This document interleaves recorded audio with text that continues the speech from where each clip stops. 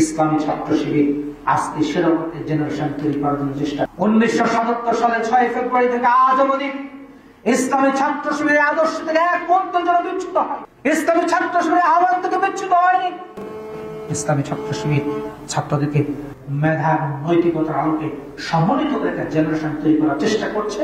যাদের কাছে দেশ প্রায়োরিটি পাবে, যাদের কাছে জাতি প্রায়োরিটি পাবে, যাদের কাছে দেশের স্বাধীনতা সার্বভৌমত্ব প্রায়োরিটি পাবে, যাদের মাধ্যমে আমাদের শিক্ষাঙ্গনে কোনো সন্ত্রাসের রাজত্ব কায়েম হবে, যাদের মাধ্যমে আমাদের ছাত্রদের যে সোনালী ভবিষ্যৎ নষ্ট করে ফেলা হচ্ছে মাদকতার মাধ্যমে, অস্ত্রের মাধ্যমে, আমরা যুগের সেই স্রোত ধারাকে পরিবর্তন করে দেওয়ার চেষ্টা করব। আমাদের ছাত্ররা তার খাতা কলম নিয়ে, তার বইপত্র নিয়ে তারা মেধার প্রতিযোগিতায় লিপ্ত হবে, তারা দেশকে ভালোবাসবে।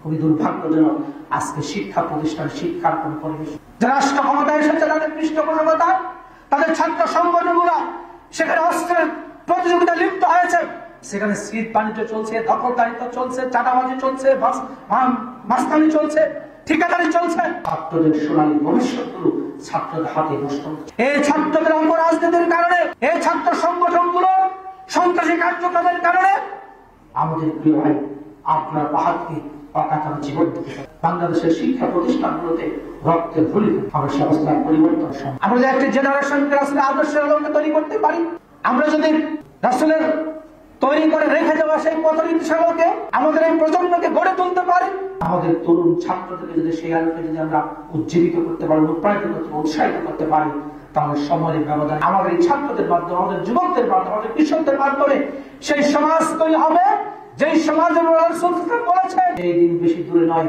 সানা থেকে হাজর মহক পর্যন্ত একজন রূপসী রমণী তার রূপ সৌন্দর্য নিয়ে, গহনা অলংকার নিয়ে অন্ধকার রাত্রিতে সে পথ অতিক্রম করবে, তার মধ্যে আল্লাহর ভয় ছাড়া কোনো দুষ্কৃতিকারের ভয় হতে পারে। আমরা সেই সমাজটিকে প্রতিষ্ঠার জন্য ইসলাম ছাত্র শিবির সেই নেতৃত্বকে প্রতিষ্ঠিত করার জন্য, সেই যুবকদেরকে, ছাত্রদেরকে সেই আদর্শ তৈরি করার জন্য চেষ্টা করে যাচ্ছে।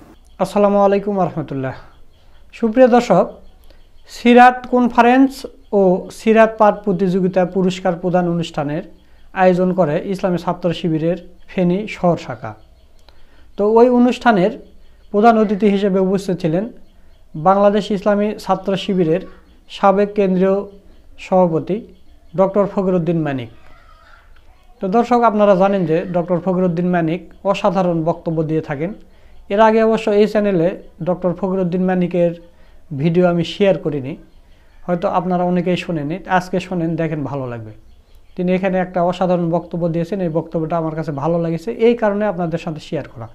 তো দর্শক, বেশি দেরি না করে চলুন আমরা ডক্টর ফখরুদ্দিন মানিকের সেই মূল্যবান ভিডিওটা দেখে আসি। এই পৃথিবীকে স্থিতিশীল করা, বার্ধক্য করতে পারে রাসূল করিম সাল্লাল্লাহু আলাইহি ওয়াসাল্লামের আদর্শই তার প্রতিষ্ঠিত জীবন ব্যবস্থা। আলহামদুলিল্লাহি রাব্বিল আলামিন, সালাতু ওয়াসসালামু আলা সাইয়্যিদিল মুরসালিন ওয়া আলা আলিহি ওয়া সাহবিহি আজমাইন। আসসালামু আলাইকুম ওয়া রাহমাতুল্লাহি ওয়া বারাকাতুহু।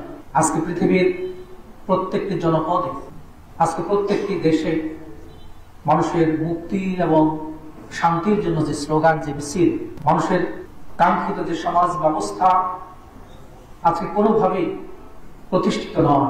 এই পৃথিবীকে স্থিতিশীল করা, বার্ধক্য করতে পারে রাসূল করিম সাল্লাল্লাহু আলাইহি ওয়াসাল্লামের আদর্শই তার প্রতিষ্ঠিত জীবন ব্যবস্থা। এই জীবন ব্যবস্থার প্রতিষ্ঠার সংগ্রামে যারা যুগে যুগে সংগ্রাম করেছেন, এই সংগ্রামে অনাগত প্রজন্মের জন্য নিজেদের জীবনের কোরবানির মাধ্যমে সত্যের সাক্ষ্য হয়ে আছেন। আমরা সেই সমস্ত সুহাদায়ে কেরামের জন্য, বিশেষ করে ইসলাম ছাত্র শিবিরের 234 জন শহীদ, যারা একটি সমৃদ্ধ বাংলাদেশের স্বপ্ন দেখেছিলেন, যারা একটি দুর্নীতিমুক্ত বাংলাদেশের স্বপ্ন দেখেছিলেন, যারা দেখেছিলেন আমাদের যুবকরা, আমাদের ছাত্ররা তাদের মধ্যে মেধা এবং নৈতিকতার সমন্বয়ের মধ্য দিয়ে তারা জাতির জন্য সম্পদে পরিণত হবেন, আমরা ইসলামী ছাত্র শিবিরের সে সমস্ত শহীদের জন্য মাবুদের দরবারে শাহাদাতের সর্বোচ্চ মর্যাদা কামনা করছি। যে মিছিলগুলো আজকে ধ্বনিত প্রতিনিধিত্ব হচ্ছে, সেখানে শান্তির জন্য হাহাকার, সেখানে মুক্তির জন্য আত্মচিৎকার, আত্মনাদ।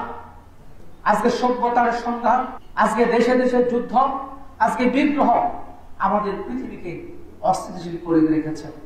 মানুষের তৈরি করা মতবাদ, মানুষের তৈরি করা আদর্শগুলো আজকে মানুষের মুক্তির কথা বলল, তারা মুক্তি তো দিতে পারেনি, বরং তারা মানুষের সাথে প্রতারণা করেছে। সেজন্য আজকে দল, মত, ধর্ম, বর্ণ নির্বিশেষে আজকে মানুষের বয়স এবং তাদের শ্রেণী পেশা নির্বিশেষে সবার জন্য একটি কাঙ্ক্ষিত সমাজ ব্যবস্থা প্রত্যাশিত, যে সমাজ ব্যবস্থার মধ্য দিয়ে মানুষের অধিকার এখানে প্রতিষ্ঠিত হবে, যে সমাজ ব্যবস্থার মধ্য দিয়ে ধনী এবং দরিদ্রের বৈষম্যগুলো দূর হবে, যে সমাজ ব্যবস্থার মধ্য দিয়ে আজকে মুসলিমের উপর জালেমের যে অত্যাচার নির্যাতন নিষ্পেষণের অবসান করবে, যে সমাজ ব্যবস্থার মধ্য দিয়ে মানুষের অধিকারগুলো এমন ভাবে প্রতিষ্ঠিত হবে যার জন্য মানুষকে লড়াই সংগ্রাম করতে হবে না। কিন্তু দুর্ভাগ্য, আজকে পৃথিবীর কোথাও আমরা সেরকম কাঙ্ক্ষিত সমাজ ব্যবস্থা প্রতিষ্ঠিত আছে অথবা ওদের ভবিষ্যতে প্রতিষ্ঠিত হবে সেরকম কোন চিত্র আমাদের কাছে আমরা দেখতে পাচ্ছি না। প্রিয় বন্ধুরা, প্রিয় কৃতি শিক্ষার্থী ছাত্রছাত্রীরা, আমাদের জন্য মানুষের মুক্তির জন্য যে গ্যারান্টি নিয়ে পৃথিবীতে আল্লাহ সুবহানাহু ওয়া তাআলা রাসূল করিম সাল্লাল্লাহু আলাইহি ওয়াসাল্লামকে পাঠিয়েছেন, যাকে পাঠানোর ক্ষেত্রে বলা হয়েছে ওয়া মা আরসালনাকা ইল্লা রাহমাতাল লিল আলামিন, তিনি পৃথিবীবাসীর জন্য রহমত হিসাবে এসেছেন।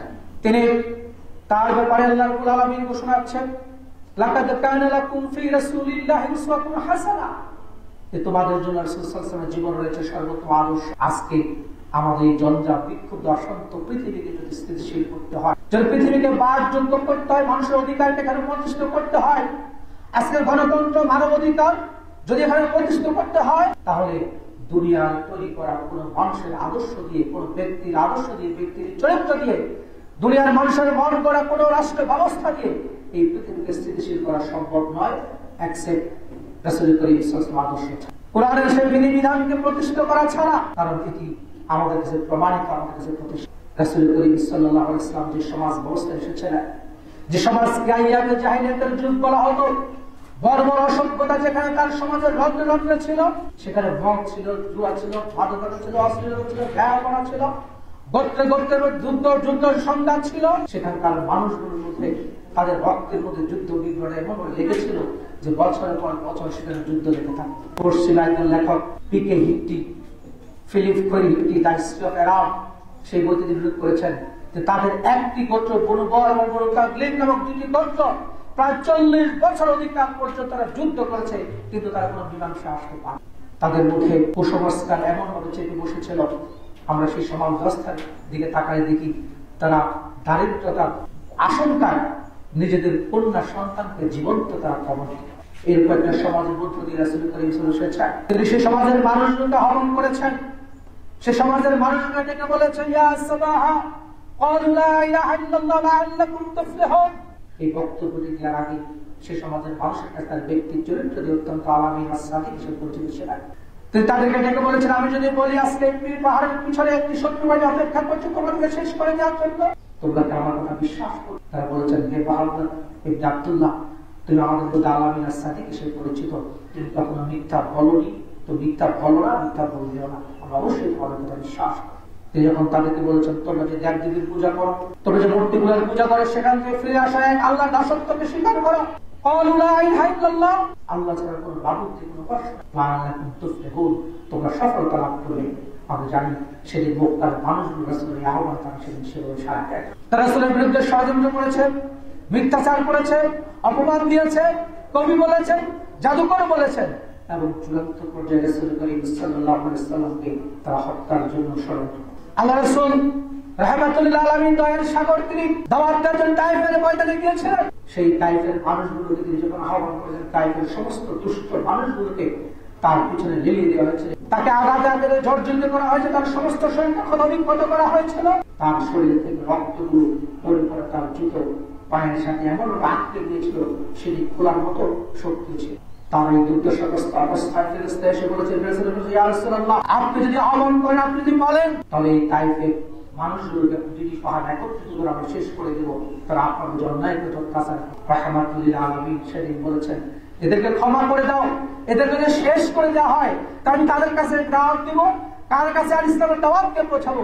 আল্লাহ চাইতো কোন একটা সময় তার ইসলামকে কবুল করতে। রাসূল করিম সাল্লাল্লাহু আলাইহি ওয়াসাল্লাম আজকের পৃথিবীতে একজন বাবা হিসাবে, একজন অভিভাবক হিসাবে, একজন রাষ্ট্রনায়ক হিসাবে, একজন পিতা হিসাবে, একজন স্বামী হিসাবে, একজন সমরাস্ত্র সমর যোদ্ধা হিসাবে, একজন যুদ্ধের সেনাপতি হিসাবে, সেনানায়ক হিসাবে আজকে পৃথিবীর মানুষের কাছে মডেল হিসাবে প্রতিষ্ঠিত হয়ে আছে। তার ব্যাপারে শুধুমাত্র কোরআনের বক্তব্য শিরোধার্য, যারা অন্য ধর্মের অনুসারী ছিলেন, যারা অন্য ধর্মের পুরোহিত ছিলেন, যারা অন্য ধর্মের বিশ্বাসী ছিলেন, তাদের পক্ষ থেকে যখন রাসূলের চরিত্র তারা বিশ্লেষণ করেছেন, সেই বিশ্লেষণের জায়গা থেকে তারা এটি নিশ্চিত করেছে all of the religious leaders Muhammad sallallahu was best successful. পৃথিবীর সমস্ত ধর্মীয় নেতার মধ্যে রাসূল করিম সাল্লাল্লাহু আলাইহি ওয়াসাল্লাম মুহাম্মদের ইসলামের নেতা রাসূল সবচেয়ে বেশি সম্মানিত উপস্থিতি, সম্মানিত ভাইরা। সুতরাং রাসূলকে আমাদের জন্য সেই মডেল হিসেবে আমাদের গ্রহণ, রাসূলের আদর্শকে আমাদের জন্য উদাহরণ হিসেবে মেনে নিতে হবে। আজকের পৃথিবীকে যদি স্থিতিশীল করতে হয়, মানুষের অধিকার যদি প্রতিষ্ঠিত করতে হয়, ব্যক্তি হিসাবে, সমাজের বিভিন্ন শ্রেণী পেশার মর্যাদার হিসাবে, নারী পুরুষ হিসাবে সবার জায়গা থেকে তার অধিকার যদি আমাদেরকে এখানে ফিরে পেতে হয়, there is no alternative way এগুলোজি অফ রাসূল করিম সাল্লাল্লাহু আলাইহি ওয়াসাল্লাম। রাসূলের আদর্শ ছাড়া, রাসূলের আনিত জীবন বিধান ছাড়া কোনোভাবে আমাদের জন্য সে অধিকারকে মর্যাদাকে প্রতিষ্ঠা করা সম্ভব। এই জন্য আপনারা জানেন মাইকেল এইচ হার্ট, তিনি 100 জন পৃথিবীর সেরা মনীষীদের চরিত্রকে তিনি অঙ্কন করেছেন একটি বইয়ের মধ্যে, the 100 influential person of the world. পৃথিবীর 100 জন মনীষী, তিনি সবার চরিত্র বিশ্লেষণ করে, সবার জীবন ইতিহাসকে তিনি পড়ে অধ্যয়ন করে তিনি বলেছেন, মাই চয়েস টু মুহাম্মদ সাল্লাল্লাহু আলাইহি ওয়াসাল্লাম to lead the world most influential person.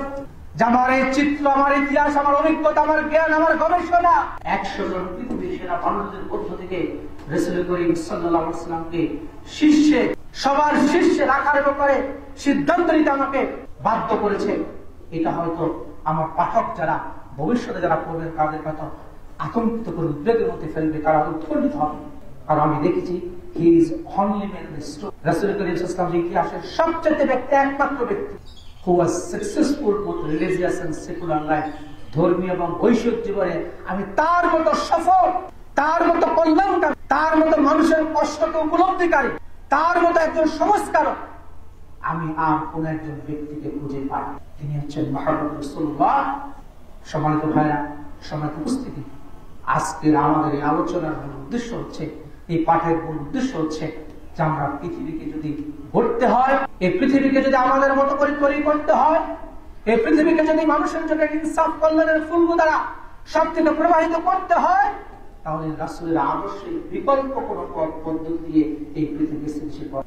যে সমাজ আমাদের নারীদেরকে অপমানিত করেছে, অপদস্থ করেছে, অসম্মানিত করেছে, যে সমাজ নারীদেরকে ভক্তপূর্ণ সে ব্যবহার করেছে, আজকের পৃথিবীতার আজকে পশ্চিমা বিশ্ব আমরা যাদেরকে অনুসরণ করার চেষ্টা করি, তারা আমাদের সামনে নারীর ক্ষমতায়নের কথা বলে, নারীর স্বাধীনতার কথা বলে, কিন্তু আমাদের কাছে চাক্ষুষ প্রমাণ গত কয়েকদিন আগেই আমেরিকার নির্বাচন হয়েছে।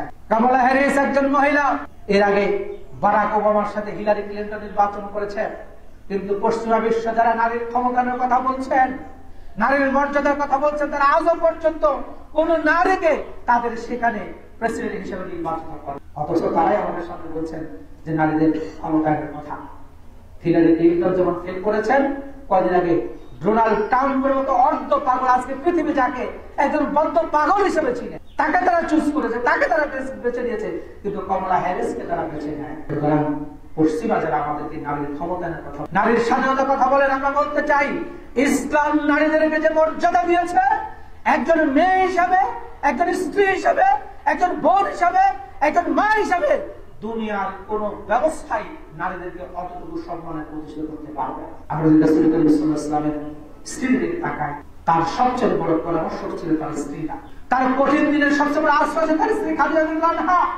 নারীদের অধিকার সম্পর্কে সবচেয়ে বেশি কথা বলতেন আল্লাহর রাসূলের স্ত্রী উম্মে সালমা রাদিয়াল্লাহু আনহা। তখন সময় অনেক নারীবাদী লেখক, লেখিকা, গবেষক, রাজনীতিক বিশ্লেষক অনেকে আছেন, তারা নারীদের ক্ষমতায়নের কথা বলে, নারীবাদী কথা বলে, নারীদেরকেই একটি আসন্ন বিপদের মুখে তারা ঠেলে দেন, অমর্যাদার জায়গায় ঠেলে দেন, নারীর মর্যাদাকে তারা হানি করেন, নারীদের ইজ্জত নিয়ে তারা চিনি নিয়ে খেলা ছাড়া আর অন্য কিছু। আল্লাহর রাসূলের স্ত্রী উম্মে সালমা রাদিয়াল্লাহু আনহা নারীদের ব্যাপারে তিনি এত বেশি সংগ্রামী ছিলেন। আল্লাহ রাসূলকে বিভিন্ন ব্যাপারে পুরুষদের প্রতিপক্ষে দাঁড়িয়ে বলতেন যে পুরুষদের জন্য এটা নাজিল হয়েছে, মহিলাদের জন্য এটা হয়নি। এবং রাসূলের সবচেয়ে বড় ডিপ্লোমেট, সবচেয়ে বড় প্রতিনিধি ছিলেন উম্মে সালমা রাদিয়াল্লাহু আনহা। রাসূল যখন হুদায়বিয়ার সন্ধির সময়, যখন সেই সন্ধিকালে একটা বিব্রতকর পরিস্থিতি হয়েছিল, রাসূলের কথা যখন কেউ শুনছেন না, আপনারা, আমি খুব লম্বাইতে সেই দেশে যাচ্ছি না, যে সাহাবীরা আল্লাহ রাসূলের গা থেকে গড়িয়ে পড়া পানিটাকে তার আগে নিয়ে নিজের গায়ে মেখে এরকম প্রতিযোগিতা লিপ্ত হতেন। সেই সাহাবীরা রাসূলের নির্দেশ মানছেন। এটা বিব্রতকর পরিস্থিতি। তখন উম্মে সালমা যেটা করেছেন, ইয়া রাসূলুল্লাহ, আপনি প্রথমে যদি আপনার পাগড়িটা, আপনার ইহরামটা খুলে ফেলেন, মাথা মুন্ডন করে ফেলেন এবং পশুটি জবাই করে ফেলেন, আপনার দেখা দেখা সাহাবীরা সেই কাজটি করে ফেলেন। এত বড় প্রাজ্ঞ মহিলা ছিলেন, এত বড় জ্ঞানী মহিলা ছিলেন আয়েশা রাদিয়াল্লাহু তাআলা আনহা।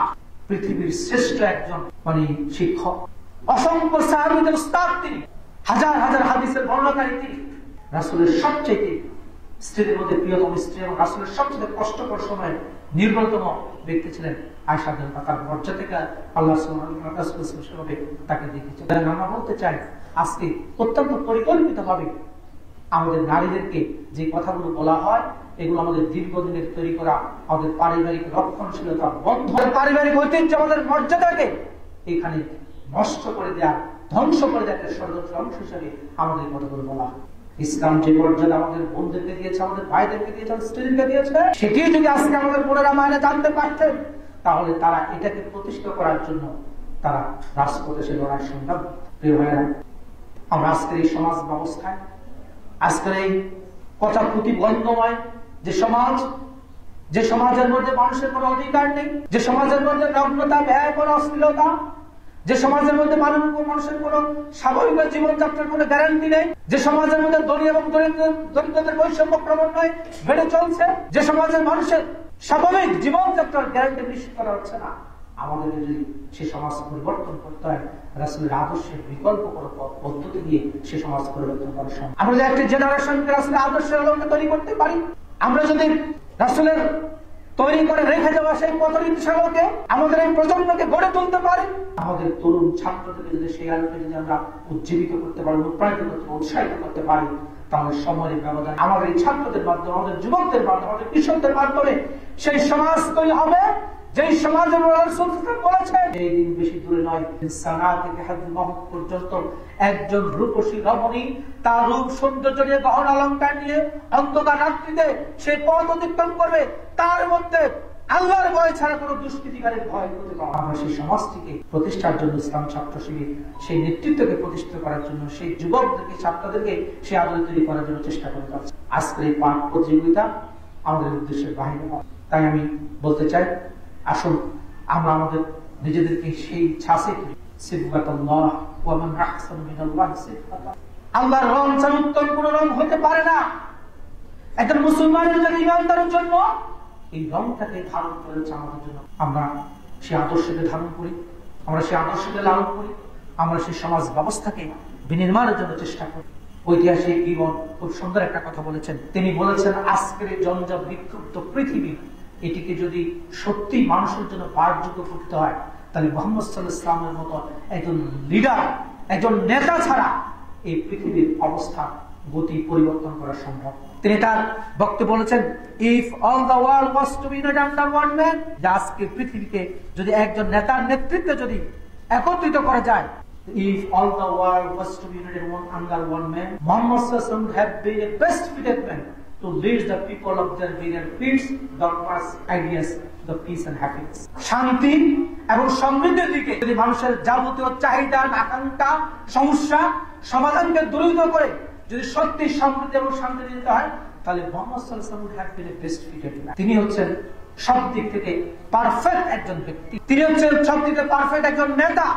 আজকে সেরকম একজন নেতা অবশ্যভাবে আমাদের এই পৃথিবীর। আসুন আমরা সেই আদর্শকে ধারণ করি, সেই আদর্শকে লালন করি।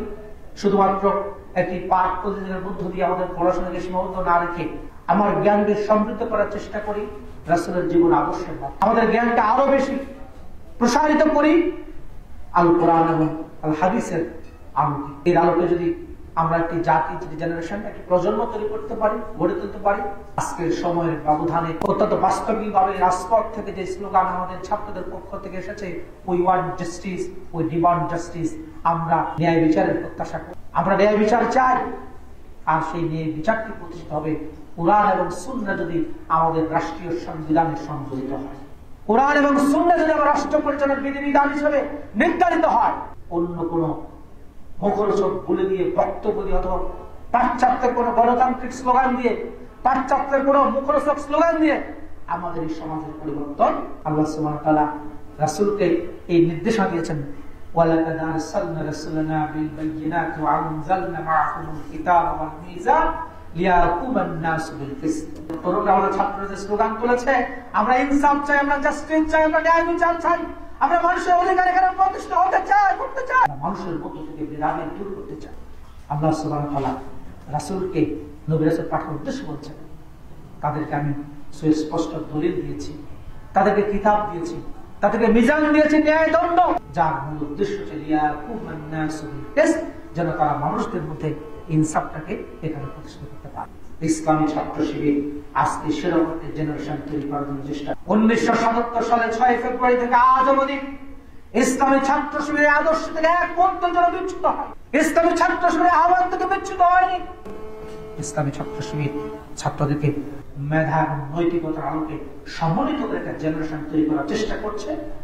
তাদের কাছে দেশ প্রায়োরিটি পাবে, যাদের কাছে জাতি প্রায়োরিটি পাবে, যাদের কাছে দেশের স্বাধীনতার সার্বভৌমত্ব প্রায়োরিটি পাবে, যাদের মাধ্যমে আমাদের শিক্ষাঙ্গনে কোনো সন্ত্রাসের রাজত্ব কায়েম হবে, যাদের মাধ্যমে আমাদের ছাত্রদের যে সোনালী ভবিষ্যৎ নষ্ট করে ফেলা হচ্ছে মাদকতার মাধ্যমে, অস্ত্রের মাধ্যমে, আমরা যুগের সেই স্রোত ধারাকে পরিবর্তন করে দেওয়ার চেষ্টা করব। আমাদের ছাত্ররা তার খাতা কলম নিয়ে, তার বইপত্র নিয়ে তারা মেধার প্রতিযোগিতায় লিপ্ত হবে, তারা দেশকে ভালোবাসবে। খুবই দুর্ভাগ্যজনক আজকে শিক্ষা প্রতিষ্ঠান, শিক্ষার কোন পরিবেশ, যারা রাষ্ট্র ক্ষমতায় এসেছে তাদের পৃষ্ঠপোষকতা, তাদের ছাত্র সংগঠনগুলো সেখানে অস্ত্রের প্রতিযোগিতা লিপ্ত হয়েছে, সেখানে সিট বাণিজ্য চলছে, দখলদারিত্ব চলছে, চাঁদাবাজি চলছে, মাস্তানি চলছে, ঠিকাদারি চলছে। ছাত্রদের সোনালী ভবিষ্যৎগুলো ছাত্রদের হাতে নষ্ট হচ্ছে। এই ছাত্রদের অপরাজনীতির কারণে, এই ছাত্র সংগঠনগুলো সন্ত্রাসী কার্যক্রমের কারণে আমাদের প্রিয় ভাই আপনার বাহাদুরি অকাতর জীবন দিতে হবে। বাংলাদেশের শিক্ষা প্রতিষ্ঠানগুলোতে রক্তের হোলিকা আমরা সে অবস্থায় পরিবর্তন চাই। সত্যিকারের ছাত্রদের হাতেই ছাত্রদের রাজনীতি আমরা প্রতিষ্ঠিত করতে, যারা মেধার, যারা জ্ঞানের প্রতিযোগিতা করবে, যারা ছাত্র কল্যাণমূলক কাজ করবে, যেখানে অন্যায়, যেখানে অসত্য, যেখানে মাদকতা, যেখানে নেশা, সেখানে সকল ছাত্রদেরকে ঐক্যবদ্ধ করে তাদেরকে সেখানে প্রতিবাদ, সেই ছাত্র সংগঠন হচ্ছে বাংলাদেশ ইসলামী ছাত্র শিবির। সে আদর্শের উপরেই টিকে আছে, ভবিষ্যতে সে আদর্শ নিয়েই আজকে আমাদের শিক্ষা প্রতিষ্ঠানগুলোকে গড়ে তুলবে। দর্শক, আপনারা ডক্টর ফখরুদ্দিন মানিকের ভিডিওটা দেখলেন। তো আজকের এই ভিডিও আপনাদের কাছে কেমন লেগেছে তা অবশ্যই কমেন্ট করে জানিয়ে দেবেন। সকলকে ধন্যবাদ। আসসালামু আলাইকুম ওয়া রাহমাতুল্লাহ।